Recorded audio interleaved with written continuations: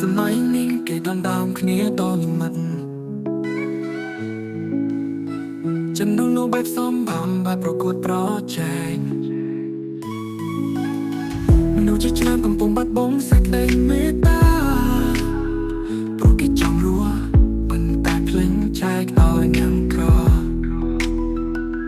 គេចង់ឈ្នះមិនមែនចង់ចេះស្រឡាញ់មនុស្សធម្មតាคล้ายទៅជំនួសប្រហែលគ្រប់គ្នាសំឡឹងតែមុនមិនសូវសំឡឹងក្រោយបាត់បង់ភាពជាមនុស្សអាចមិនដឹងខ្លួនសម័យតាមដានគ្នារងមនុស្សមិនស្មោះថ្នាក់ដូចមុនមិនមែនជាសម័យចែកគ្នាសួរទេក្តីស្រឡាញ់ខ្លាចជាអាកំបាំងគេចាំបាច់ចាំកាន់ទាំងអស់បងឲ្យគេអត់តែខ្លួនឯងតែបើខ្ញុំជឿស្លាប់បានខ្ញុំចង់រួមនៅក្នុងសម័យចែកគ្នា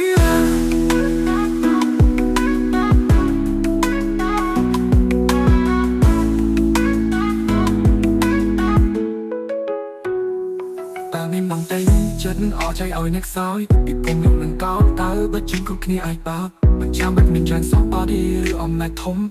គ្រាន់តែចេះចែកបន្តិចបន្តួចក៏មានអត្ថន័យ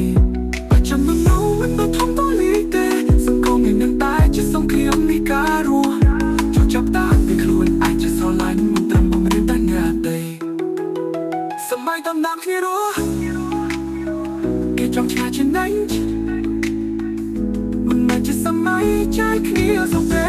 ពេលដងក៏ត្រូវកាក់ក្តីស្រឡាញ់សុខមិនមែនមានតែច្រើនប្រកាសនឹងកើតឡើងពីចិត្តល្អបើសម័យនេះកំពុងបាត់បង់នូវធម៌ចូលអ្នកខ្លាចជាអ្នកចែកជាអ្នកចាប់តើ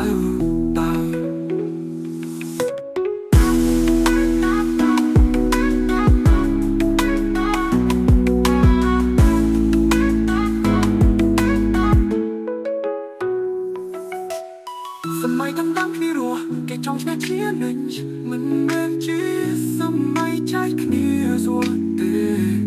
ពេលទៅក៏ត្រូវការតែស្រឡាញ់សុខមិនមែនមានតែច្រើនប្រាក់នឹងការឡើងចិត្តទាំងអស់បើសម័យនេះកំពុងបាត់បង់នូវធម៌ចូលអ្នកខ្លាចជាអ្នកចែកជាអ្នកចាប់តើ